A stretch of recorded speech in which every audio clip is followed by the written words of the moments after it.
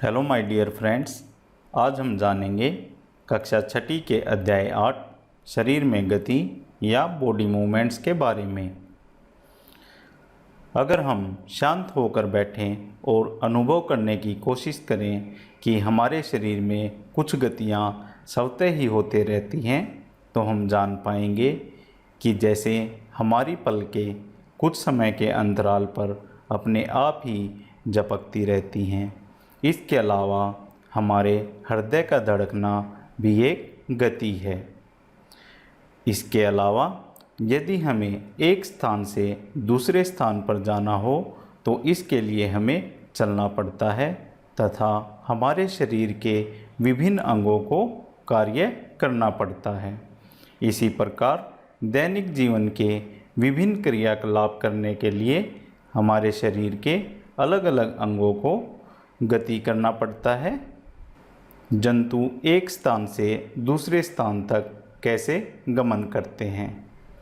बच्चों, आपने अपने आसपास विभिन्न प्रकार के पेड़ पौधे, जीव जंतु, पशु पक्षी देखे होंगे। ये एक स्थान से दूसरे स्थान तक जाने के लिए या तो चलते हैं या दौड़ते हैं या उड़ते हैं या फिर छलांग मारते हैं। इसके अलावा कुछ जीव रेंगते भी हैं। चलना, दौड़ना, उड़ना, छलांग मारना, रेंगना एवं तैरना इत्यादि जंतुओं के एक स्थान से दूसरे स्थान तक जाने के कुछ ढंग हैं। आप इस चित्र में देख सकते हो कि मछलियाँ जल में तैरती हैं तथा एक स्थान से दूसरे स्थान तक पहुँच जाती हैं। इसी प्रकार पक्षी आसमान में अपने पंखों की सहायता से उड़ते हैं तथा एक स्थान से दूसरे स्थान तक आसानी से जा सकते हैं। आइए अब जानते हैं संधि के बारे में। संधि कहाँ होती है, इनका क्या फंक्शन है। अब हम जानेंगे संधि के बारे में। हम शरीर के विभिन्न भागों को उसी स्थान से मोड़ अथवा घुमा पाते हैं जहाँ पर दो हिस्से एक दूसरे से जुड़े हों, जैसे कोहनी, घुटना आदि। जोड़ या फिर जिसको हम संधि भी कहते हैं। आइए इसकी परिभाषा देखते हैं। जहाँ पर दो या अधिक अस्थियों का मिलन होता है उस स्थान को संधि कहते हैं। प्यारे बच्चों, क्या आप कल्पना कर सकते हैं कि अगर हमारे शरीर में संधि नहीं होगी तो क्या हम अपने शरीर में होने वाली अनेक गतियों को कर पाएंगे। जैसे क्या हम कोहनी में से अपने हाथ को मोड़ सकते हैं, क्या हम चल फिर सकते हैं या फिर हम अपनी गर्दन को इधर उधर घुमा सकते हैं। नहीं, इसका जवाब है नहीं। शरीर में होने वाली विभिन्न गतियाँ केवल संधि के कारण ही संभव हो पाती हैं।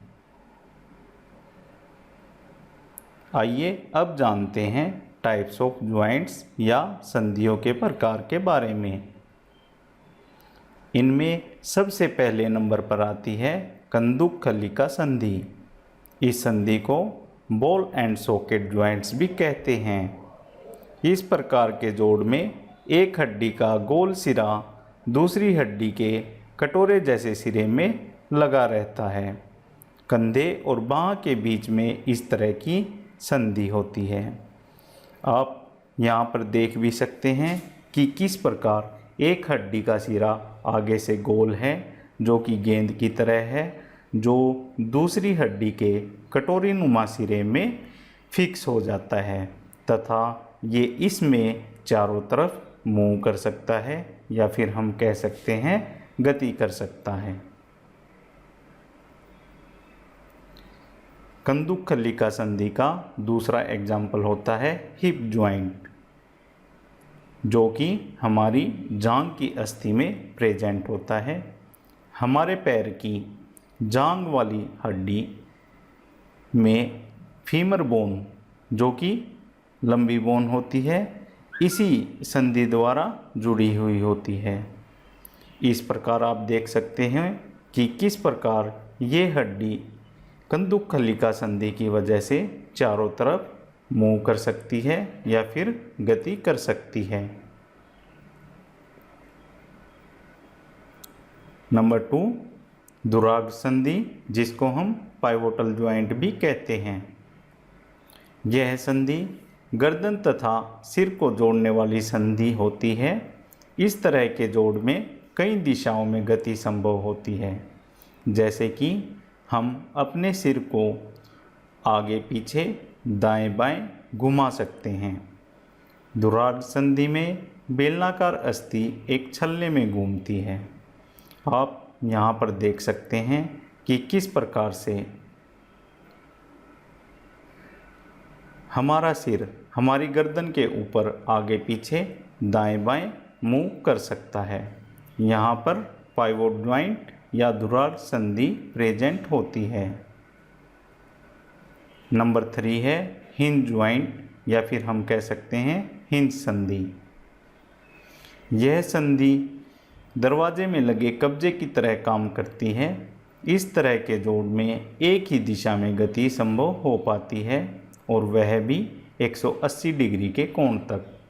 घुटने और कोहनी में हिंज संधि होती है। आप इस चित्र में देख सकते हो कि किस प्रकार से हम अपनी बाजू को कोहनी वाले हिस्से में से ऊपर की तरफ मोड़ सकते हैं, और 180 डिग्री तक इसे मोड़ा जा सकता है। उसके बाद ये पीछे की तरफ और ज़्यादा नहीं मोड़ी जा सकती, क्योंकि इसमें हिंज संधि प्रेजेंट होती है और ये 180 डिग्री के बाद नहीं काम करती। नंबर 4 है अचल संधि, या फिर जिसको हम फिक्स्ड ज्वाइंट्स भी कहते हैं। जिस संधि में कोई भी गति संभव न हो उसे अचल संधि कहते हैं। हमारी खोपड़ी या कपाल की अस्थियां अचल संधि द्वारा जुड़े रहते हैं। आप इस चित्र में देख सकते हैं कि किस प्रकार हमारे कपाल में अस्थियां अचल संधि द्वारा जुड़ी रहती हैं। कपाल के अंदर हमारा मस्तिष्क सुरक्षित रहता है। आइए अब जानते हैं हमारे शरीर को आकृति कौन प्रदान करता है। जी हाँ, बिल्कुल सही, अस्थियाँ। अस्थियाँ हमारे शरीर को आकृति प्रदान करती हैं। हमारे शरीर की अस्थियाँ मिलकर एक ढांचे का निर्माण करती हैं, जिसे हम कंकाल कहते हैं। आप इस कंकाल में देख सकते हैं कि अनेक प्रकार की अस्थियाँ विभिन्न संधियों के द्वारा एक दूसरे से जुड़ी हुई हैं, जो कि हमारे शरीर के विभिन्न अंगों को गति करने में तथा दैनिक जीवन के अनेक कार्य करने में मदद करते हैं। कंकाल शरीर को आकृति प्रदान करता है। आइए अब जानते हैं मानव कंकाल या ह्यूमन स्केलेटन के बारे में। मानव कंकाल अस्थियों और उपास्थियों से मिलकर बना हुआ होता है। अस्थि कठोर होती है और मजबूत होती है, जबकि उपास्थि लचीली होती है। जन्म के समय बच्चे में लगभग 300 अस्थियाँ होती हैं, जबकि वयस्क मानव कंकाल में लगभग 206 अस्थियाँ होती हैं। ऐसा कैसे? ऐसा इसलिए कि बच्चे में जन्म के समय जो लगभग 300 अस्थियाँ होती हैं, जैसे जैसे बच्चे का विकास होता है वो वयस्क होता चला जाता है, तो उसकी कुछ अस्थियाँ फ्यूज होकर एक ही अस्थि बन जाती हैं। इस कारण वयस्क मानव कंकाल में कम अस्थियाँ होती हैं, जो कि लगभग 206 होती हैं। आइए देखते हैं उपास्थि का उदाहरण। अगर हम अपने कान के ऊपरी हिस्से को दबाकर देखें या फिर मोड़ कर देखें, तो हम देखते हैं कि इसे दबाया भी जा सकता है और ये लचीला भी है, लेकिन ये ठोस भी है। तो इस प्रकार का अनुभव उपास्थि के कारण होता है। मीन्स कान के ऊपर वाले हिस्से में उपास्थि प्रेजेंट है, जबकि कान के नीचे वाला हिस्सा, जिसको कर्णपाली कहते हैं, इस हिस्से में ना तो कोई अस्थि प्रेजेंट है और ना कोई उपास्थि प्रेजेंट है।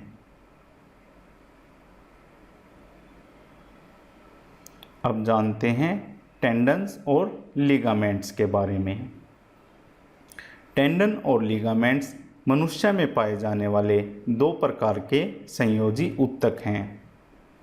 टेंडन्स अस्थियों को पेशियों से जोड़ने में सहायता करते हैं और लिगामेंट्स दो अस्थियों को जोड़ने में सहायता करते हैं।